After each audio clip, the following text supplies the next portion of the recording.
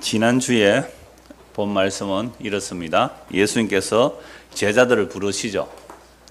제자를 부르시니까 고기 잡다가 배를 버려두고 그물을 버려두고 아버지들을 버려두고 품꾼을 버려두고 즉시 따라 나섰거든요. 그러니까 우리가 직업을 가지고 일을 하는데 누가 어이 너 나 따라오라 할 때 몽땅 다 버려두고 당장 따라갈 수가 없어요. 우리는. 이게 바로 예수님의 주님 되심의 능력이거든요. 이걸 불가항력적 은혜라 그래요. 주께서 부르시는데 아니요 하고 거부할 수가 없다 이 말입니다.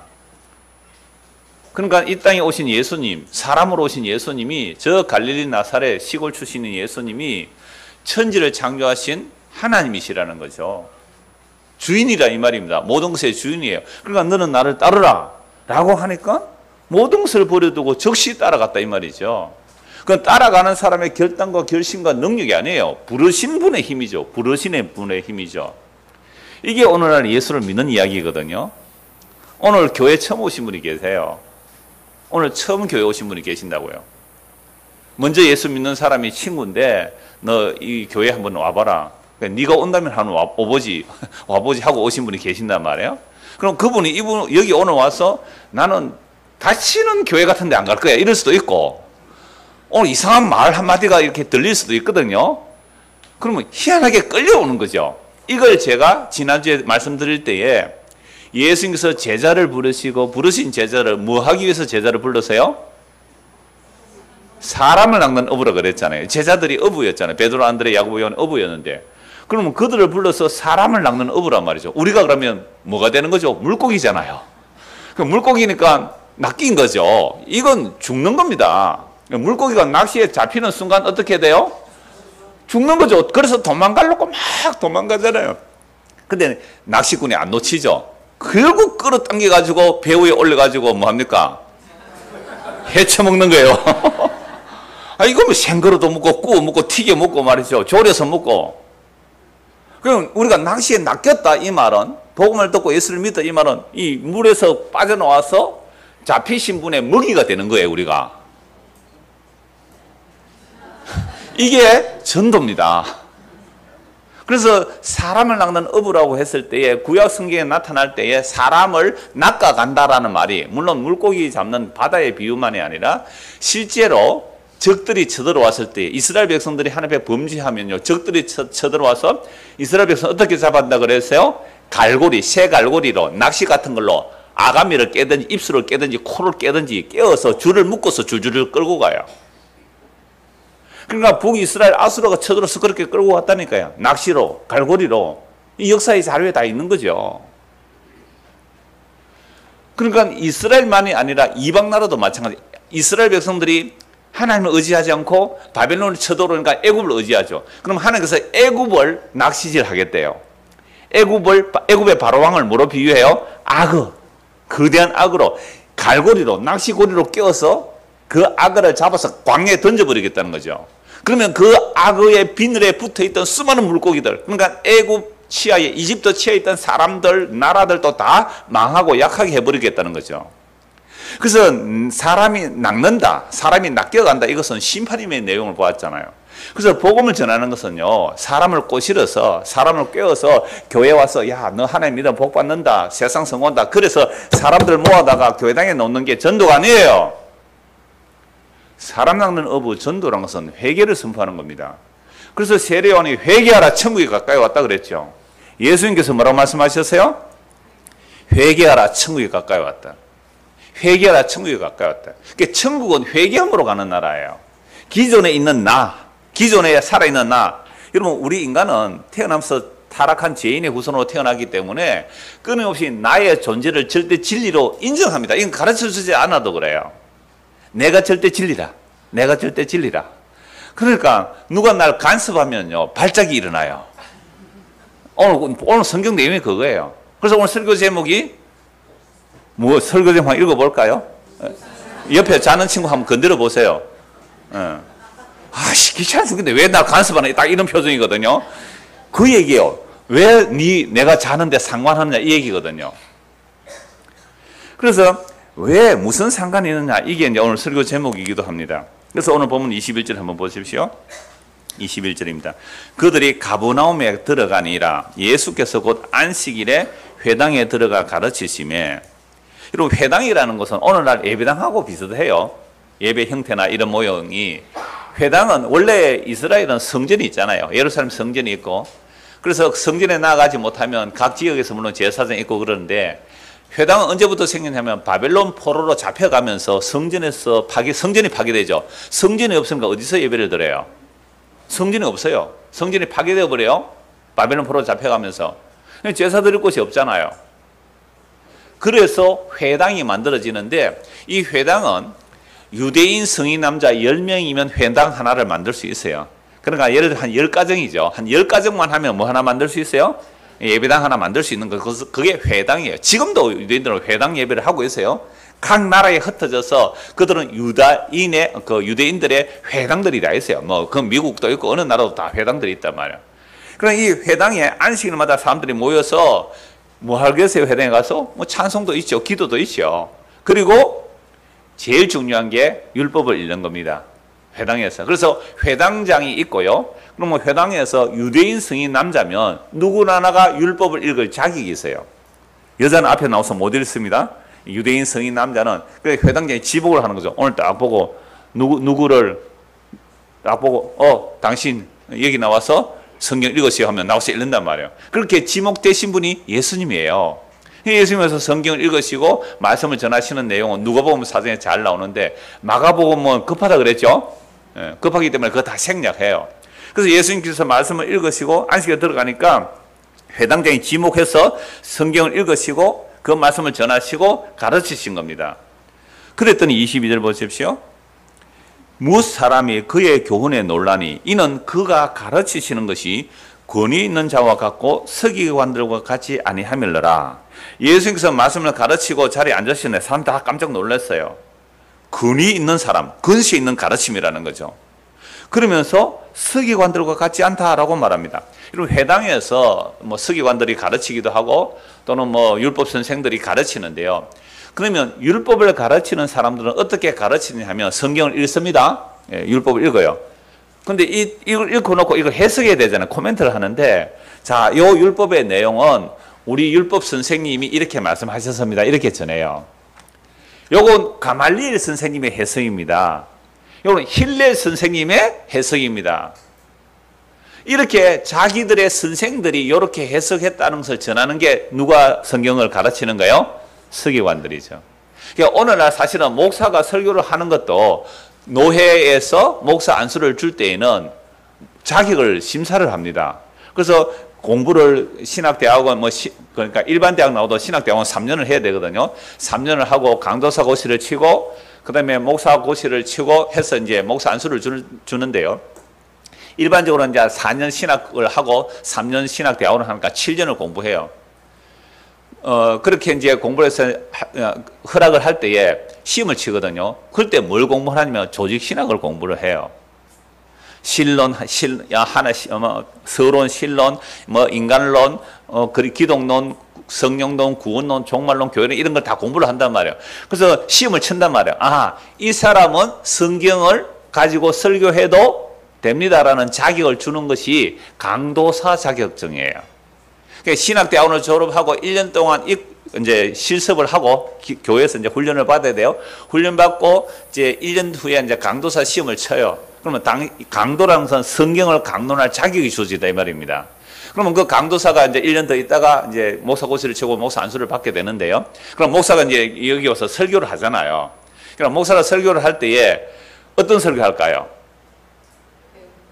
배운 거 해야죠. 배운 거 어디서? 신학교에서 배운 거. 그러면 신학교에서 배운 거, 그러니까 좀 건전한 신학교에서 배운 내용, 그것만 좀 전해줘도 괜찮아요, 사실은. 그런데 배운 걸 같이, 이건 어느 교수님이 가르쳐 준 겁니다. 이건 어느 학장님이 가르쳐 준 겁니다. 이거는 뭐 우리 총회의 결정입니다. 이건 웨스트민스터 신앙고백서입니다. 이거는 벨직 신앙고백입니다. 이렇게 얘기를 한단 말이에요. 자, 그러면 사람들이, 와, 공부 많이 했다.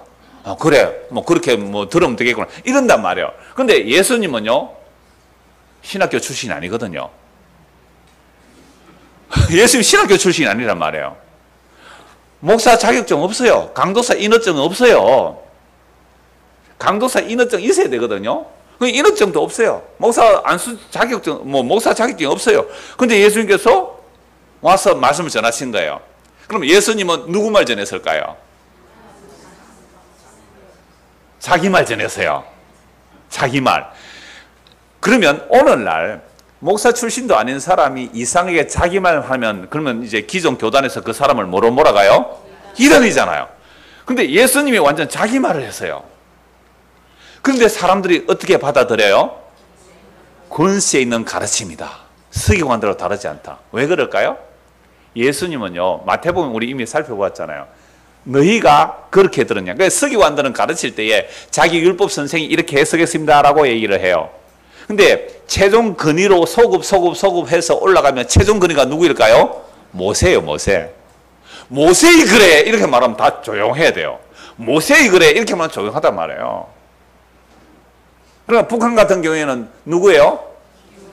위대한 영도자님의 말하면 다 조용해야 돼요. 단지 뭐만 하면 돼요? 받아쓰기만 하면 돼요. 받아쓰기만. 감히 토를 달아요. 그러니까 그런 그 가르침들이 근 있는 가르침이거든요. 근데 예수님은요 아무 자격도 없어요. 백두 혈통도 아니란 말이에요. 물론 다윗의 혈통으로 오신 분이지만 자라기는 갈릴리 나사렛에서 자라신 분이잖아요. 근데 그분이 와서 회당에서 설교를 하신 거예요. 서기관과 다 다르다. 서기관과 다르다. 놀랍다. 그런데 사람들이 그 예수님을 주와 그리스도로 믿지는 않아요. 놀라기는 하는데 믿지는 않아요. 그래서 23절 보십시오.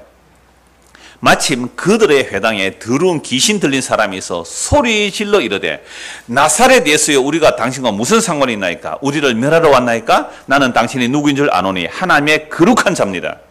자, 예수님께서 설교 딱 마치는 순간 사람들이 다 어떻게 해요? 놀랐어요. 정말 서기관들의 가르침과 다르다.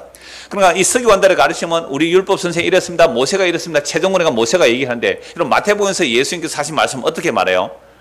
너희 옛 사람이 이렇게 들었지. 모세가 이렇게 가르쳤다고 이렇게 들었지.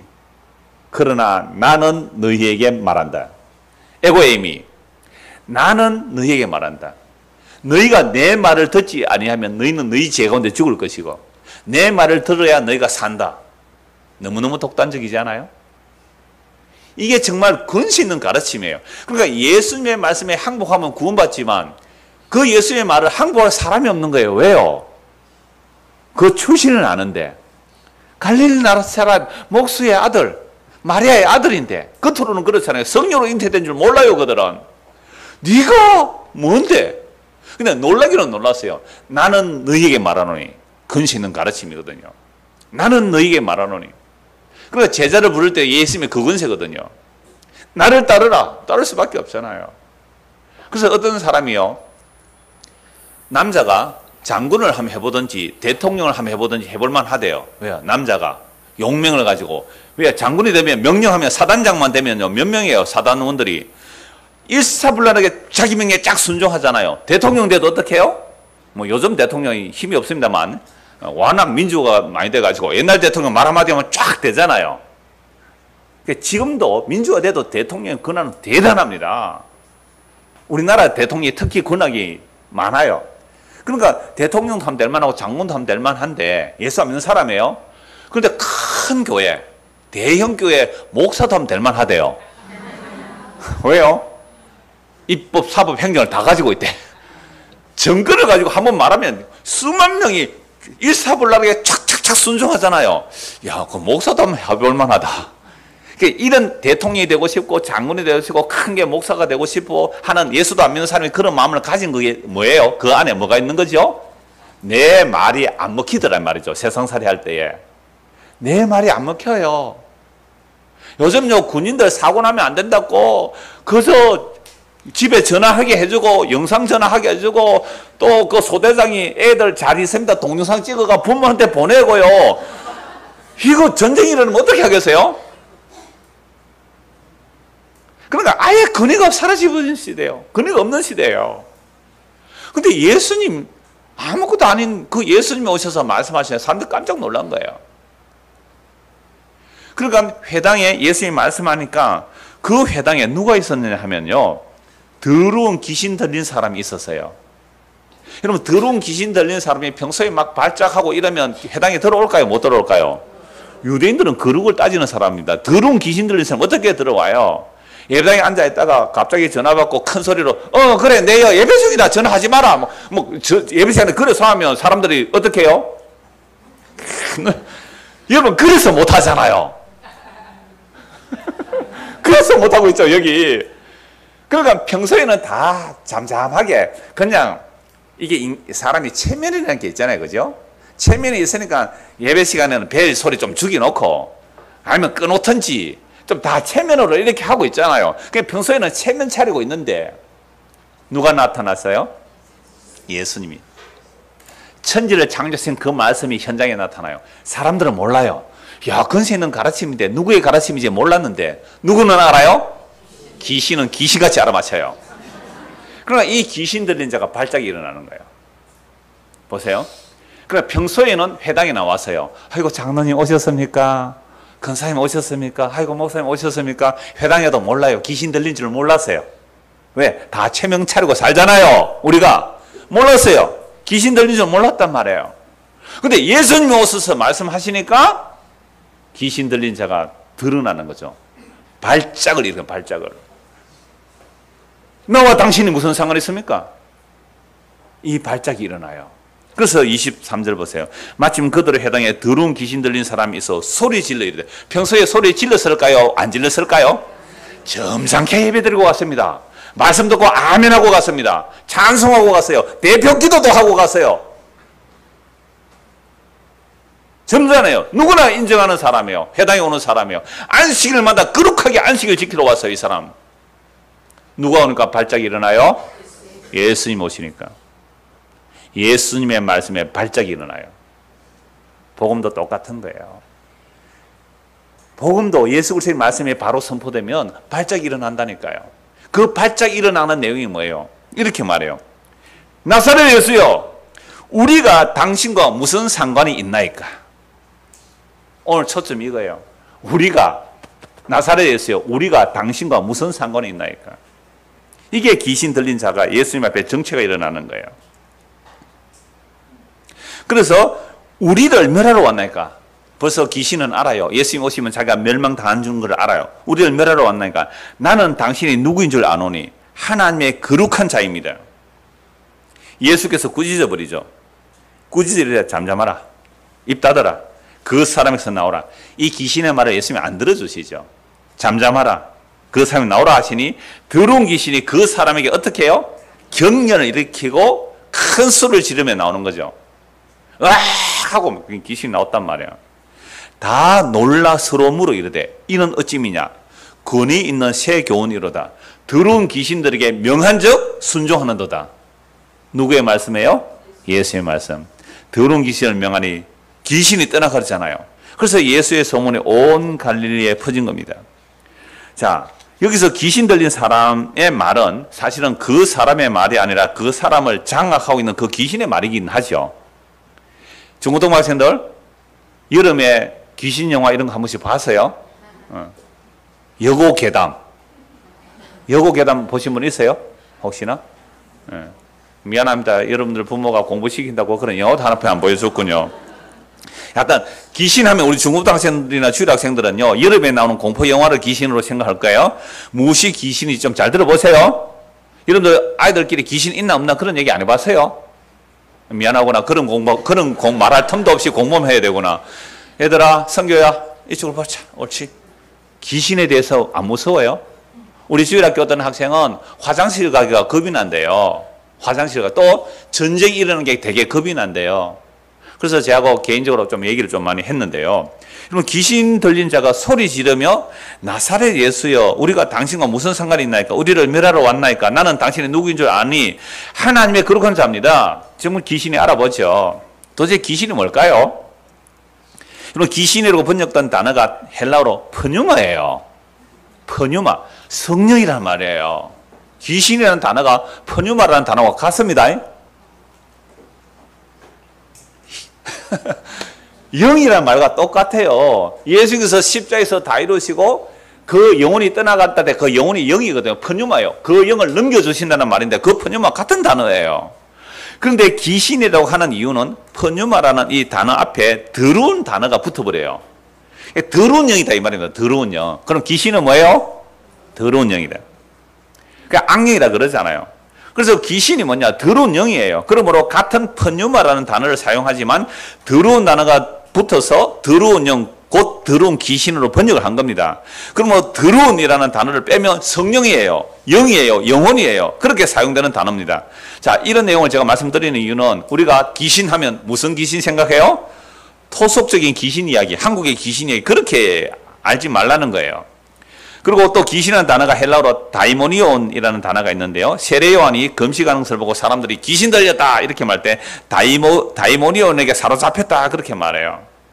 그라사 땅에 귀신 들린 자도 다이모니온입니다. 그러므로 이렇게 사용되는 마귀, 용, 예뱀, 사탄으로 등장하는 단어들은 결국은 하나님을 대적하는 것으로 보면 됩니다. 하나님을 대적하는 세력으로 보면 그게 다 귀신, 마귀, 용, 예뱀 이렇게 됩니다.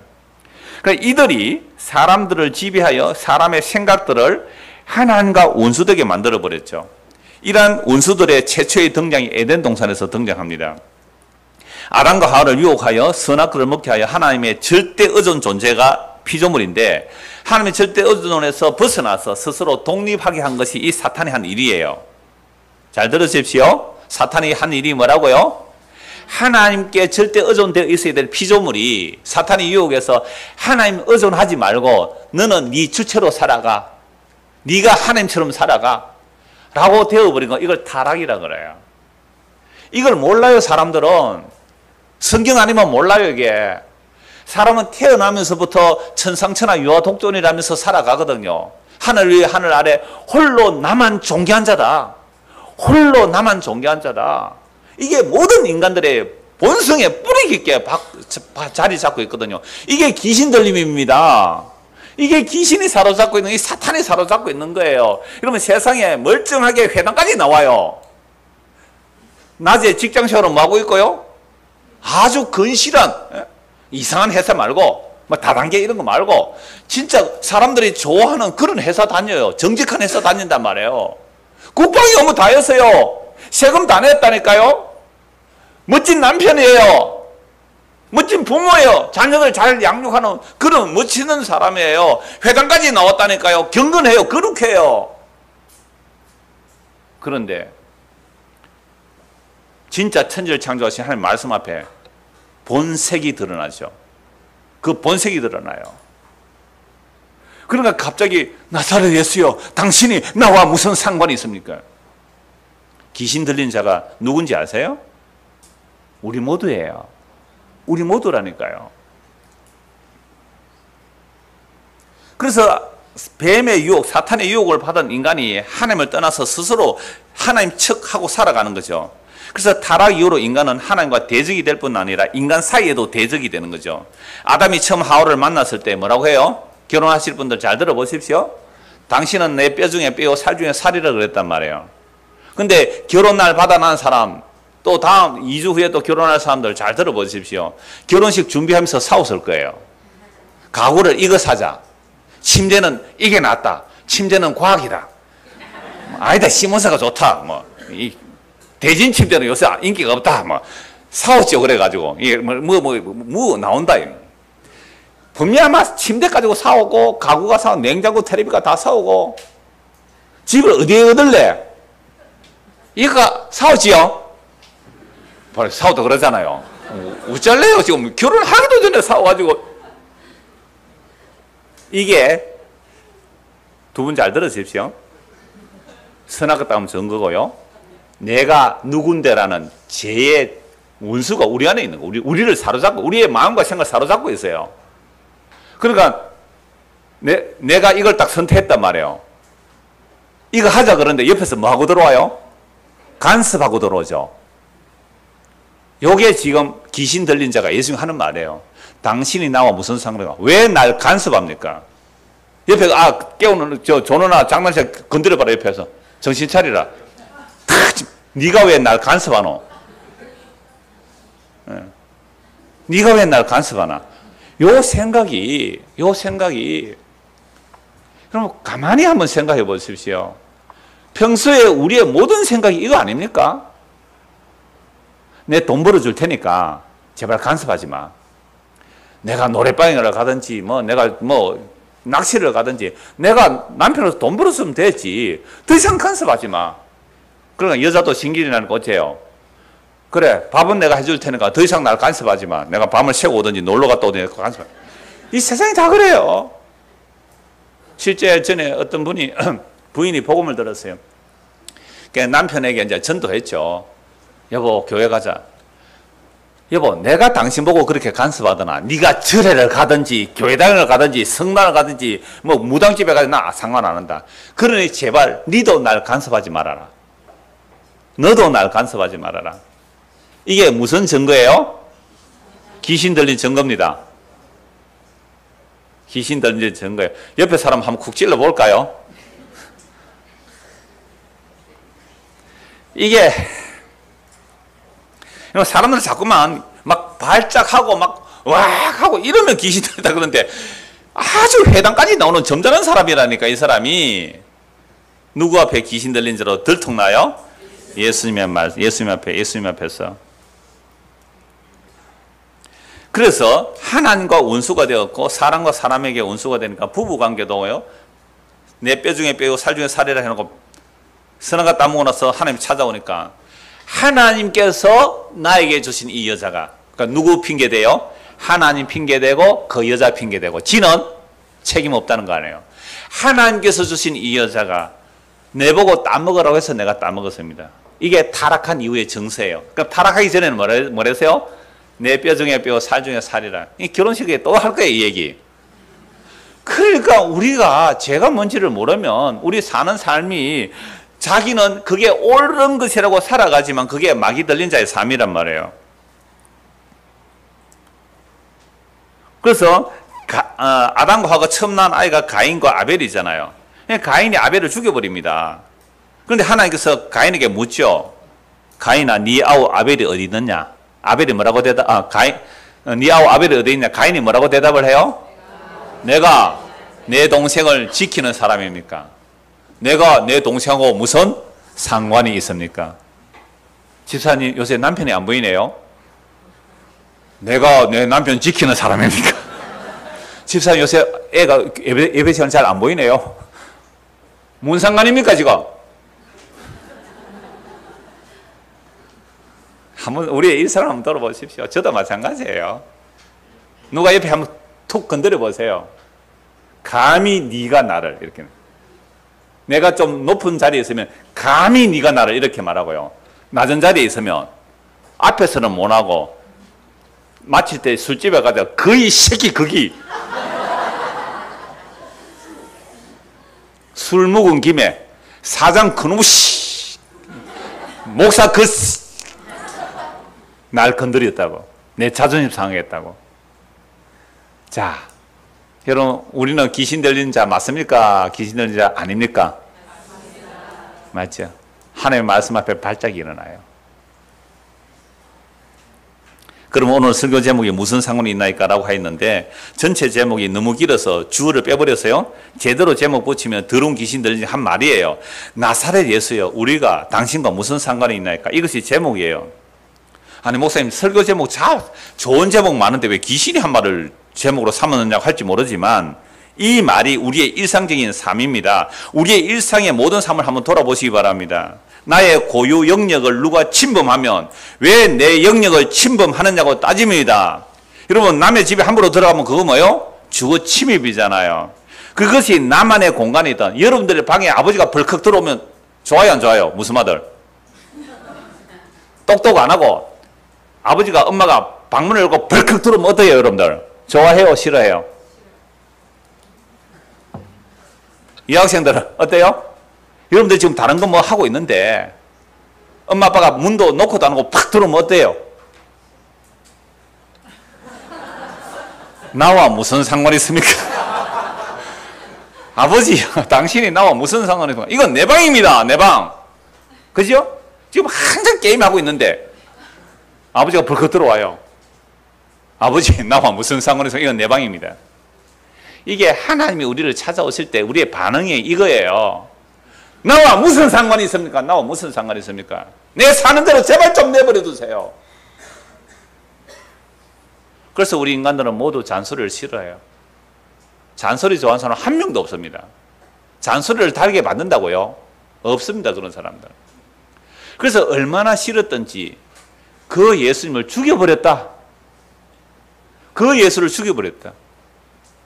진짜 주인이 왔는데 그 잔소리 싫어요. 여러분 이 예수 여러분을 믿으시겠습니까? 네, 두 사람밖에 대답을 할 줄 알았습니다. 자, 우리가 겉으로는 믿습니다. 아멘 하지만 이거 우리가 불가능한 이야기예요. 우리 안에 성령이 임하셔서 우리 죄가 뭔지를 알게 하시고 예수를 믿게 해주실 때에 아멘으로 나와요. 그러니까 이게 수동이냐 능력이냐 따질 이유가 없는 거예요. 정말 성령이 우리 안에 임하게 되면 겉으로는 능동으로 나와요. 그러나 그 마음의 고백은 수동적이에요. 그래서 내 공간이든 나의 생각의 영역이든 내 생각의 영역이든 나의 뜻이든 그러니까 여러분들이 예수를 믿고 있는 어떤 절대적인 가치를 가지고 있다고 합시다. 그걸 누가 딱 공격하면 뭐라고 해요? 네? 당신 믿는 거 틀렸어. 어때요? 발작합니다. 누구나가 마찬가지예요. 목사님 그 설교한 거 틀렸거든요. 기분 더럽습니다. 그러면 제가 반박을 하죠. 반박을 하는데 온갖 성경 구절 다 끌어대서 반박하더라고요. 거기에 회개하고 예수 믿는 게 없더라니까요. 진리를 말한다 해도 똑같아요. 이게 무슨 모습이에요? 귀신 들린 모습이에요. 귀신 들린 모습이에요. 귀신에 사로잡혀 있는 모습이에요. 우리의 마음과 생각이 정말 이 세상신에 사로잡혀 있는 거예요. 그래서 그게 내 공간이든 생각이든 내 뜻이든 간에 누가 간섭하면 가만히 있지 않아요. 가족이 간섭해도 가만 안 있고 목사 감히 네가 나를 내가 일주일마다 와서 교회 헌금까지 하는데 네가 날 잔소리해? 가만히 안 있죠. 하나님조차도 내 영역 건드리면 가만히 안 있어요. 하나님조차도. 그래서 죽은 분이 진짜 하나님이세요. 천지를 하나님이 사람 손에 죽임당했어요. 자, 예수님의 능력을 봅시다. 아까 읽었던 25절, 26절. 예수께서 꾸짖어 이르시되 놀랍죠? 잠잠하고 그 사람의 나오라 하시니 더러운 귀신이 그 사람에게 경련을 일으키고 큰 소리를 지르며 나오는지라. 예수님께서 그 정체를 드러내고 예수님이 말씀하시는가 그 귀신이 쫓겨나는 거죠. 오늘 우리가 복음을 듣는다는 이런 겁니다. 하나님의 말씀을 듣는 거예요. 그 말씀 자체가 우리 안에 있는 정체를 드러내요. 그러니까 내가 원래 58이라면 58년 동안 나는 나로서 살아왔잖아요. 내가 주인으로 살아온 거예요. 근데 네가 주인 아니야 라고 누가 간섭하면 발작을 일어나요. 발작. 그랬을 때에 주여 내가 이 말씀 보니까 정말 죄인 맞군요. 주여 나를 구원해 주소서. 예수님께서 말씀하시죠. 더러운 귀신아 나오라.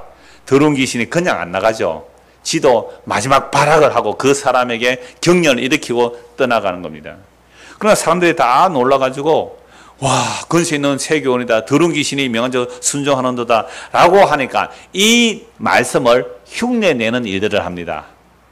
이 말씀을 흉내내요. 어떻게 합니까?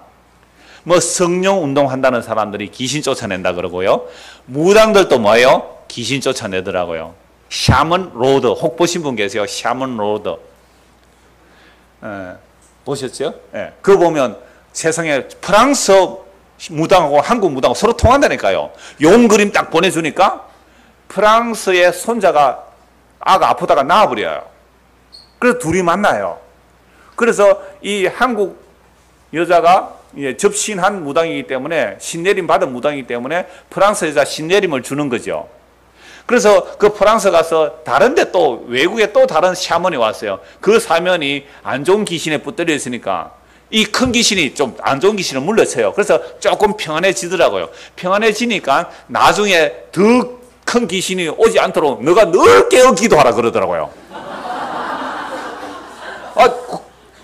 그죠? 우리 식으로 말하면 늘 깨어서 잡신이 안 들어도 깨요. 지도 귀신 들렸는데 더러운 잡신이 왔으니까 우울하게 하고 침울하게 하니까 그러니까 이 사람이 부닥거리 한번 하고 나니까 막 칼 들고 막 이렇게 하니까 좀 얼굴이 편해졌어요. 무당들 흉내 낼 수 있습니까? 없습니까? 있어요. 이거 성령 운동하시면 이런 식으로 해요. 지난주 또 텔레비전에서 그 뭐가 나오더라? 예, 나주에 있는 성모동산 비닐하우스인데요. 주말만 되면 수백 명이 그 거리로 가요. 병고침 받는다고. 마리아 눈에 눈물 흘렸다, 뭐 마리아 눈에 피 흘렸다. 그거 성당에서는, 가톨릭에서는 원래 그 교구의 그 주교가 이게 기적이다 하면 기적이에요. 기적 검증을 해요. 이건 기적 아니다. 나주는 기적 아니라 했거든요. 그런데도 사람들이 몰려가요. 심지어 그 여자 이름이 뭡니까? 뭐 약간 그런 여자가 오줌 넣어가지고 그 오줌을 사진 찍어가지고 이상한 색깔이 나온다고 그걸 스카프로 만들어가 한 장 23,000원. 안 맨 사람이 없어. 할매들이 다 매 거기 온 사람들. 그래서 땅을 사서 그 지역 땅 다 샀어요. 여러분 사람들 왜 이런 데로 갈까요? 병 고침 받고 싶은 욕망이 있잖아요. 여러분 예수님께서 귀신 쫓아낸 이 사람 죽었습니까? 살았습니까? 죽었어요. 예수님께서 병 고침 받은 사람도 이 역사에서 다 죽었다니까요. 그러니까 속는 거예요. 우리가 속는 거예요. 그리고 예수님께서 도대체 뭘 주려고 하느냐? 27절 28절 다시 보십시오. 다 놀라 서로 물어 이르되 이는 어찌미냐 근위 있는 새 교훈이로다. 더러운 귀신들의 명한 적 순종하는 듯 하더라. 예수의 소문이 곧 온 갈릴리 사방에 퍼졌더라. 그러니까 안식일에 해당에 와서 정말 괜찮은 사람인 줄 알았는데 예수의 말씀에 발작이 일어나죠. 그러니까 한 사람을 예로 들었지만 다 그런 거예요, 사실은. 그래서 이렇게 이런 소문이 온 이제 갈릴리에 소문이 다 나는 겁니다. 다음 주에 그 갈릴리에 소문이 나서 어떤 일이 일어나는지 한 번 더 보겠습니다만, 그렇다면 오늘 저와 여러분 어떤 사람들입니까? 우리는 더러운 귀신에 붙들리는 것이 아닙니까? 우리는 상관이 없다고 여기십니까? 오늘 본문에 본 대로 귀신 들린 자의 특징이 무엇입니까? 나와 무슨 상관이 있습니까? 이것이 귀신 들린 사람들에게 심어놓은, 그러니까 귀신이, 사탄이 사람들에게 심어놓은 사고방식이에요. 아담의 타락 이후로 인간들은 스스로 신을 알고 착각하면서 살아갑니다. 그러니 만민에 대한 투쟁을 하면서 살아가는 지옥 같은 세상이에요. 죽음보다 더한 것이 이 현재의 삶이라니까. 참담한 삶의 현실이에요. 죽음보다 더한 지옥 같은 삶. 이 삶을 살아가는 이유가 뭐예요? 모두가 자기가 뭐라고 생각하고 살아가요? 신이라고 생각하고 자기가 최고라고 생각하고 살아가니까. 그래서 요즘은요, 어떤 사람이 간섭 못해요. 지나가다가 중학생 담배 피우고 있으면 지나가던 어른이 간섭을 못해요. 그래서 어른이 얻어맞았다는 뉴스가 나와요. 네가 뭔데 날 간섭하느냐. 카트칼 탁 끄집어낸단 말이에요. 왜 네가 날 간섭하느냐. 이런 도시와 개인화 이거 결코 좋은 건 아니거든요.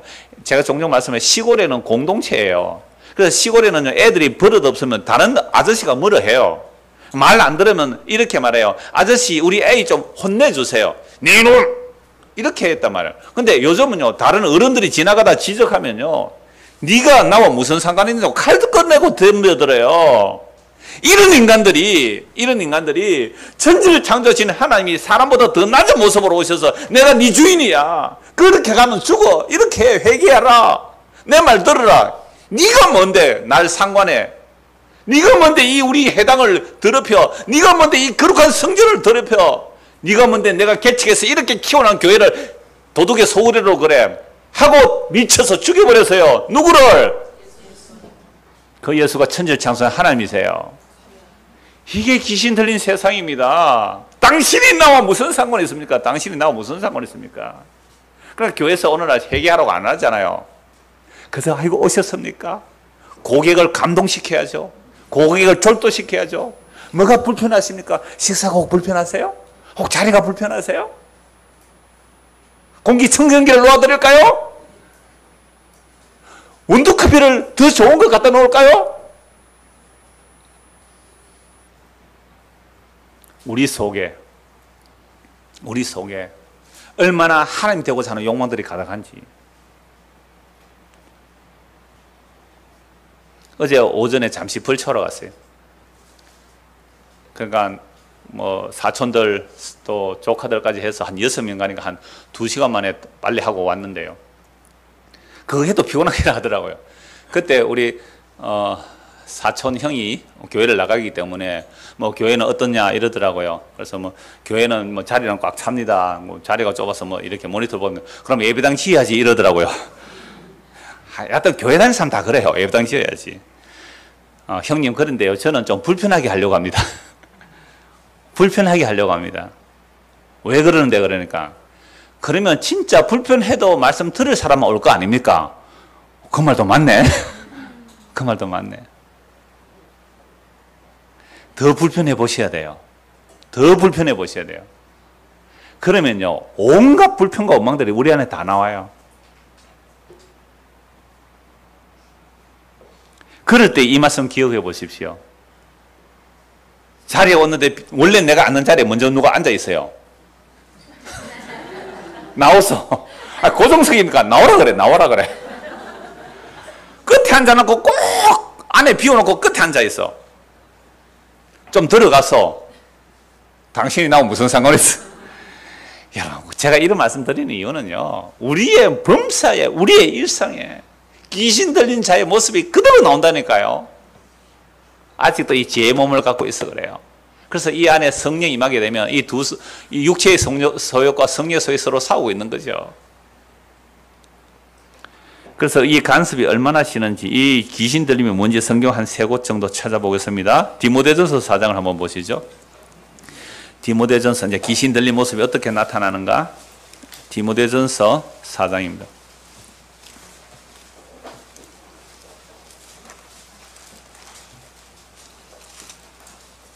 1절. 그러나 성령이 밝히 말씀하시기를 후일에 어떤 사람들이 믿음에서 떠나 미혹하는 영과 무슨 가르침요? 귀신의 가르침을 따르리라. 어디서 이런 일이 일어나요? 교회 안에서. 교회 안에서 이런 일이 일어나는 거예요. 그럼 미혹하는 영. 영은 또 똑같은 푸념아 영이에요. 그런데 뭐가 붙어요? 미혹하는. 그래서 영을 잘 분별해야 돼요. 그럼 영이라는 것은요. 그 사람을 말해요. 그래 그 사람이 말할 때 이게 미혹하는 영인지 진짜 영인지 여러분들이 뭐 해야 돼요? 분별하셔야 돼요. 그러면 여러분들의 기분 좋게 해주면 그건 의심해 봐야 돼요. 여러분들 기분 좋게 하면. 사기꾼들이 여러분을 기분 좋게 사기칩니까? 기분 나쁘게 사기칩니까? 기분 너무 좋게 하고 사기치거든요. 여러분 안에 있는 탐심을 그들은 자극시켜요. 여러분 안에 탐심을 자극시켜서 기분 좋게 해서 사기를 친단 말이에요. 그러니까 복음 듣는 것도 마찬가지예요. 정말 내 마음에 드는 이야기만 들으려고 한다면 여러분들 지금 미혹되어 있는 거예요. 그러니까 예수님이 오셔서 말씀하는 발작이 일어나잖아요. 복음은 발작이에요. 내가 알고 있는 기존의 것이 아니라고 하는 순간 발작이 일어나요. 우리 그래요 다. 그래서 예수를 믿는다는 것은 날마다 자기 십자가를 지는 거죠. 날마다 자기 부인되는 거예요. 그 진리 체계가 무너지고 오늘도 십자가 예수 그리스도 살아계신 그 주님 앞에 회개하고 예수 믿어야죠. 10년 전에 믿어서 뭐합니까? 목사님 그럼 한 번 구원은 영원한 구원인데요. 그렇게 해서 네가 지금 주님과 관계없이 사는 것을 합리화시킨다면 회개해야 됩니다. 그거 엉터리죠. 주님과 살아있는 관계거든요. 그래서 교회 안에 미혹하는 영이 있고 귀신의 가르침을 따르는 자가 있는 거죠. 이런 자들은 2절 보십시오. 자기 양심이 화인을 맞아서 외식함으로 거짓말해요. 외식함으로 거짓말해요. 이 외식하는 자, 우리 다 외식하고 있잖아요, 지금. 회당에 점잖게 앉아 있어요, 지금 우리는 이 널푸른 회당에. 점잖게 앉아 있어요, 여기에. 점잖게. 지금 속에 부글부글한 사람 몇 사람 있을 거예요. 근데 얼굴을 안 그런 척 하고 있는 거예요, 지금. 이 외식하는 거예요, 지금. 발작이 일어나야 되는데. 발작이 일어날 만큼 제 말씀에 능력이 없는 거예요. 예수님 말씀은 발작이 일어날 건데. 화인을 맞아서 외식함으로 거짓말하고 앉아 있는 거죠. 두 가지예요. 이 영지주의라는 게 초대교회 때 있었거든요. 겉으로 나타나는 방식이 이게 하나는 쾌락주의로 나가요. 어차피 죄인인데 내 영혼은 구원받았고 몸은 어떻게 살아도 괜찮다고 막 죄지며 나가는 사람이 있어요. 또 영지주의 두 가지 반응이에요. 또 하나는 이 육체를 제어해야 되는 거죠. 금욕주의. 그래서 혼인도 금하고 혼인 금하는 사람이 있어요. 결혼하지 마세요 이런다니까요. 어떻게 할래요? 혼인 금하면 토요일 날 취소할까요? 혼인은 또 금하는 사람이 있어요. 귀신의 가르침을 받으면 혼인 금하고 또 어떤 음식은 먹지 말라. 이게 구약의 정결규례에 나오는 음식 먹는 건 이런 식으로 쾌락주의로 나거나 금욕주의로 나가는 거잖아요. 이런 가르침이 얼마든지 들어오는 겁니다. 그래서 3절에 혼혈을 금하고 어떤 음식물을 먹지 말라고 할 터이나 음식물은 하나님이 지으신 바니 믿는 자들과 진리를 아는 자들이 감사함으로 받을 것입니다. 하나님께서 지으신 모든 것이 선함에 감사함으로 받으면 버릴 것이 없나니 하나님의 말씀과 기도로 거룩해집니다. 그러니까 뭘 하고 안 하고의 문제가 아니잖아요. 만약에 우리가 귀신의 가르침, 미혹하는 영을 가르침 받는다는 것은 바로 3장 16절 보십시오. 무엇에서 벗어나는 게 귀신의 가르침인지. 디모데전서 3장 16절. 같이 읽읍시다. 디모데전서 3장 16절. 크도다 경건의 비밀이여 그렇지 않다는 이 없도다. 그는 육신으로 나타난 바 되시고 영으로 어렵다 하심을 받으시고 천사들에게 보이시고 만국에서 전파되시고 세상에서 믿음 받으시고 영광 가운데서 올려지시니라.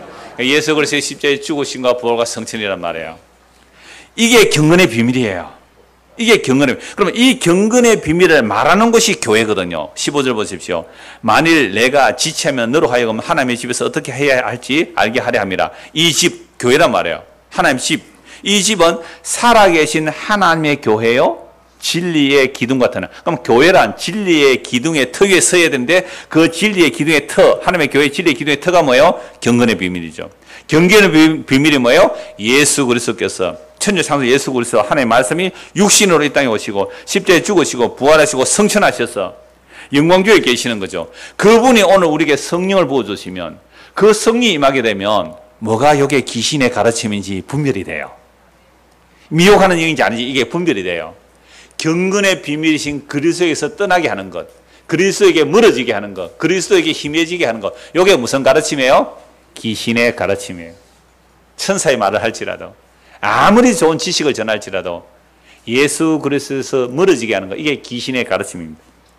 한 것도 보죠. 야고보서 3장입니다. 야고보서 3장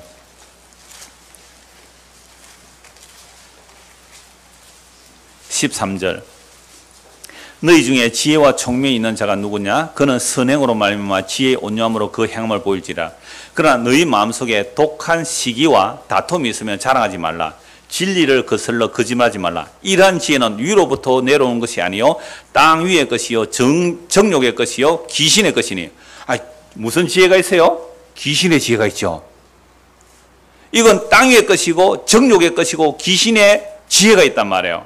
위로부터 오는 지혜가 아니에요. 땅에서 온 지혜라는 것은 바로 웹뱀, 사탄, 용, 그 대적, 하나님의 대적자가 사람들에게 심어놓은 생각들이에요. 그 심어놓은 생각들이 뭐냐라고 하면 14절에 뭐가 있어요? 우리 안에 독한 시기와 다툼. 우리 안에 시기와 다툼 있습니까? 없습니까? 있습니다. 그럼 내 아들 잘 되는 게 좋아요? 옆집 아들 잘 되는 게 좋아요? 근데 내 아들은 잘 안 되고 옆집 아들이 잘 되면 뭐가 나와요? 말은 그런데 축하합니다. 외식하는 거짓말한 자들이잖아요. 자, 왜 옆집 안 해요? 같은 교회 나왔어요. 같은 교회.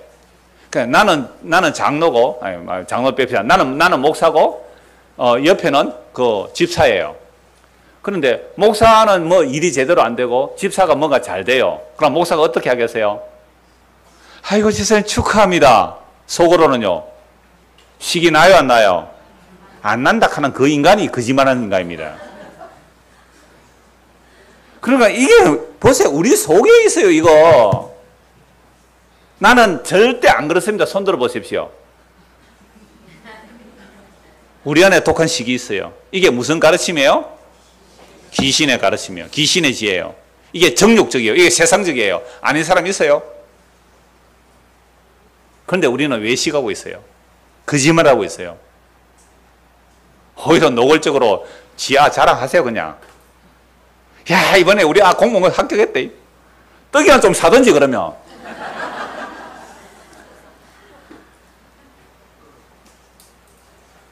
우리 속고 있어요. 거짓말하고 외식하고 전부 다 회당에 점잖게 폼 잡고 있어요. 예수의 말씀이 들어가면 발작이 일어납니다. 그래서 죽여버려요 예수를. 그러나 너희 속에 마음속에 독한 시기와 다툼이 있으면 자랑하지 말라. 진리를 거스러 거짓말하지 말라. 이러한 지혜는 위로부터 내려온 것이 아니요 땅 위의 것이요 정욕의 것이요 귀신의 것이니 시기와 다툼이 있는 곳에는 혼란과 모든 악한 일이 있습니다. 그런데요, 교회당에 와서 경쟁을 붙인다니까요. 세상에 복 받기 위하면 이렇게 하십시오. 메뉴를 정해주죠. 하늘에 상 받기 위해서 이렇게 하십시오 라고 하면 또 그걸 따라가죠. 그러면 뭐가 나와요? 시기가 안 나올 수가 없잖아요. 경쟁이 안 나올 수가 없잖아요. 시기와 경쟁이 나온다라고 하면 이건 누구의 가르침이에요? 귀신의 가르침입니다. 그런데요, 아닙니다. 이건 선한 경쟁입니다. 선한 경쟁. 해의 영광이 다르고 달의 영광이 다르듯이 우리가 전도를 많이 하면 하늘에 영광이 달라요. 영광이 달라요. 어떤 분이 그러더라고요. 예수 그리스도의 영광이 어디로 갑니까? 경건의 비밀이 어디에 갑니까? 17절 보십시오. 오직 위로부터 난 지혜는 첫째 성결하고, 다음에 화평하고 관용하고 양순하며 긍휼과 선한 열매가 가득하고 편견과 거짓이 없나니 화평하게 하는 자들은 화평으로 심어 의의 열매를 거두니라. 이게 성령의 열매예요. 이거 우리에게 안 나오죠. 그래서 성령의 열매는 성령이 맺게 하시는데, 제가 처음 읽을 때 갈라디아서 5장 예배 전에 읽었던 말씀이 그거예요. 성령의 열매는 금지할 법이 없습니다. 그러니까 우리가 만들 수도 없거니와 금지할 법도 없어요. 성령이 우리 안에 오시면 이런 열매가 나오면 그 성령의 열매로 주께 감사하시면 돼요. 그런데 이걸 가지고 인간이 거기 나옵니까? 시가 질투뿐인 인간이 거기 나옵니까? 말씀을 부인해요. 아니, 사람은 성령 열매 맺을 수 없어요. 성령이 맺으면, 성령이 우리 안에서 일하시면, 찾아보고 아까 갈라디아 5장 읽었죠? 금지할 법이 없어요. 이걸 불가항력적 은혜라 그래요. 그럼 불가항력 은혜가 우리에게 임하면 내 안에 있는 죄가 들통이 나요. 발작이래요, 발작이. 그런데 주께서 너 나와! 라고 말씀해 주시면 그 귀신이 쫓겨나고 불가항력적 은혜가 우리에게 임하게 되면 이 열매가 내가 만드는 게 아니잖아요. 금지할 법이 없는 그 능력이 나와서 화평이 일어나요. 관용이 된다니까요. 이건 노력해서 나오는 거 아닙니다. 긍휼, 편견 없이, 편견과 거짓이 없는 거예요. 이게 예수님께서 귀신을 쫓아내시고 성령을 부어주시면 그 성령이 불가항력적 능력, 말씀 능력으로 이런 일들을 오늘 우리에게서 맛보게 하시고 누리게 하세요. 그때 천국을 맛봅니다. 그때 천국을 맛봐요. 이거 부인하면 지옥뿐이잖아요. 이것이 맛보고 좋은 사람들은 정말 그 나라와 그 일을 더 싸움하며 주님, 이 영원한 나라가 이루어지기를 원합니다 라고 기도하는 게 그 나라와 그의 의를 구하는 겁니다.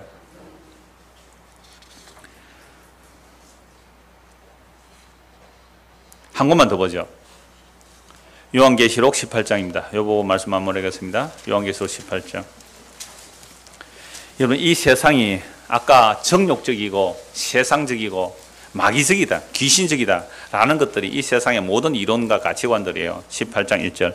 이일 후에 다른 천사가 하늘에서 내려온 것을 보니 큰 권세를 가졌는데 그의 영광으로 땅이 환하여지더라. 힘찬 음성으로 외치르되 무너졌도다 무너졌도다 큰 성 바벨론이여, 귀신의 처소와 각종 더러운 영이 모이는 곳과 각종 더럽고 가증한 새들이 모이는 곳이 되었도다.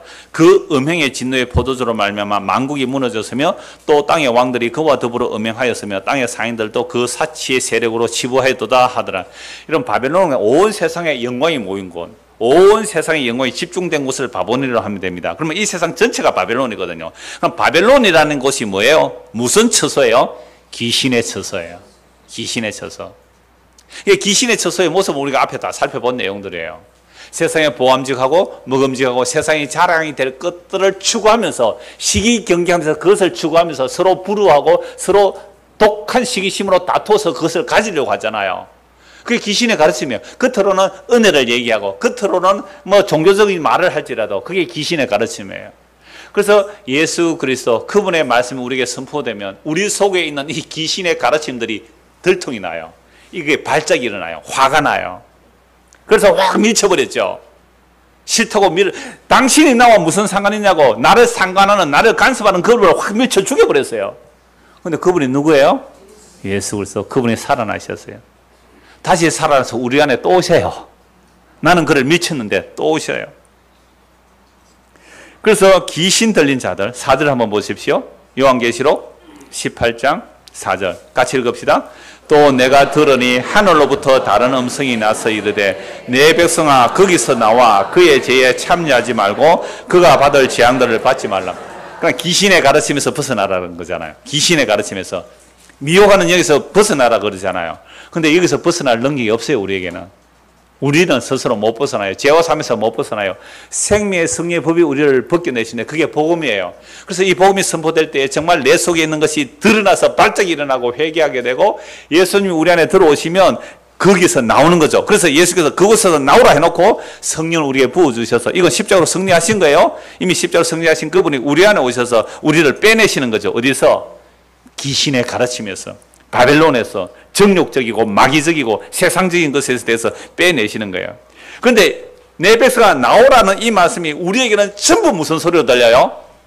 간섭하는 소리로 들립니다. 상관하는 소리로 들려요. 집사님 지난주 어디 갔어요? 간섭하지 마세요 좀. 내가 어디를 가든지 그냥 교회 나가지고 헌금이나 해주면 고만 줄 알았어. 교회가 한두 개예요. 귀신 들렸습니다. 아이, 그게 아니고 목사님 바쁘신데 염려할까 싶어서 제가 그랬죠. 진심입니까? 진심이세요? 귀신 들린 자가 간섭하는 걸 너무 싫어해요. 당신이 나와 무슨 상관이 있냐고. 복음 전에도 같은 소리 들어요. 당신이나 그거 믿으세요. 그게 나와 무슨 상관이 있습니까? 내가 50년 동안 믿어왔는데 이거 나 이거 붙들래요. 왜? 그 말 들으면 내가 무너지거든요. 50년 동안 행위 다 무너지잖아요.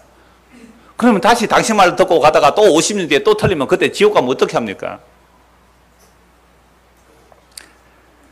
그러므로 우리가 예수님을 믿는다는 것은 이러한 나의 주체성이 무너지는 겁니다. 나의 주인됨이 무너지는 거고 내 이름과 내 가치와 내 사상이 날마다 무너져 내리는 거, 이게 날마다 자기를 부인하고 자기 십자를 지고 예수를 믿는 삶이에요. 고정된 것 붙드는 거 아니잖아요. 주께서 오늘도 우리 안에서 일하시는 거죠. 이게 간섭으로 옵니다. 예수님은 나의 주인으로 사사건건 간섭하시는 정도가 아닙니다. 여러분 설교 듣는 게 뭐예요? 예수님의 말씀을 듣는 거잖아요. 그 말씀은 우리의 삶을 뿌리채 간섭하는 거예요. 뿌리채. 삶의 출발과 과정과 목적과 그 뿌리채 니틀려서 그렇게 하면 멸망의 길이야. 회개하고 날 믿으라. 이게 예수님의 말씀이잖아요. 사사건건 간섭하세요 여러분들. 네 목회 그렇게 할래? 너 사업 그렇게 할래? 너 삶의 목표 그렇게 살래? 사사건 간섭하세요. 얼마나 싫겠어요. 그래서 사람들은요 자기 귀에 좋은 소리 하는 대로 사람들이 찾아가요. 그래서 저도 늘 제가 돌아봐요. 여러분들이 오는 것이 혹시 여러분들의 듣고 싶은 소리를 해줘서 이렇게 오지 않는가. 그래서 제가 좀 더 독해지려고 해요. 좀 더 독해지려고 해요. 더 여러분들에게 불편하게 하려고 해요. 제 원래 심성은 부드러운 남자입니다. 정말 남에게 잔소리 안 하는 사람이에요. 간섭 안 하는 사람이에요. 그건 우리 집 사람이 알아요. 가장 같이 사는 집에 차를 타고 가다가 화낼 일이 거의 없어요. 가끔 한 번 하지 거의 없어요. 비켜줘라, 양보해라, 괜찮다. 심성 자체가 그래요. 근데 이제부터 좀 더 독해지려고 해요. 왜요? 우리 안에도 또 다른 나의 취향 따라 올 수 있기 때문에. 그래서 예수님은 간섭하는 정도가 아니라 아예 우리 안에서 영원히 사시게 돼요. 미치겠죠? 아멘입니까 이게? 미칠 지경이에요. 잔소리 하는 것도 싫은데 아예 어디에 오신다고요? 우리 안에 오신다. 우리 안에 오신다. 우리 안에 오셔서 영원히 사시게 돼요. 보세요. 아멘 한 5사람밖에 안 한다니까요. 그래서 이걸 불가항력적 은혜라 그래요. 불가항력. 누가 이 시어머니가 야야 앉아 내가 너희 집에 가 살겠대. 며느리 좋아할 사람. 시어머니가 돈도 없어. 잔소리만 많해. 그런 시어머니가 몰라. 돈이나 많은 시어머니가 와서 너희 집에 가서 살겠다 하면 한 10년 좀 모시고 돌아가시면 이웃한 내 거 하면 모실 마음은 있겠는데 돈도 하나도 없는 잔소리만 심한 시어머니가 여러분 집안에 가서 살겠다 하면 여러분 어떻게 하겠어요? 받아들이겠어요? 이사해가지고 저 이사가 이름도 알지 못하면 뭐 온갖 요즘 아파트 이름이 왜 그래 어려요? 무슨 아파트. 저도 발음도 안 되는 아파트. 그 다음에 입구부터 비밀번호 눌려야 되고, 시어머니 못 찾아오는데 이사 가버리죠. 여러분, 그런데 놀랍게도 우리가 곁길로 피해도 내 마음에 오셔서 우리 안에 영원히 사시겠대요. 이 은혜가 우리에게 임할 때에 그게 낯선 일이 아니고 당황스러운 일이 아니고 주님께서 우리 안에 영원히 거하시고자 하는 불가항력적인 은혜임을 알고 아멘 하고 살아가는 저와 여러분 되기를 소원합니다. 기도하겠습니다. 하나님 아버지, 우리는 잔소리조차도 싫은데 그분이 우리 안에 오셔서 사시겠다고 우리 스스로 받아들일 수 없습니다. 밀쳐버렸습니다. 그것이 십자가입니다. 그런데 죽으신 그분이 다시 우리 안에 영으로 오셔서 사시겠다고 들어와 버렸습니다. 이것이 예수를 믿는 것입니다. 이 불가항력적인 은혜가 우리 안에 날마다 충만하게 하시고 그 은혜가 있을 때에 주께 감사할 수 있는 믿음을 우리에게 허락하여 주옵소서. 예수님 이름으로 기도드리옵나이다. 아멘.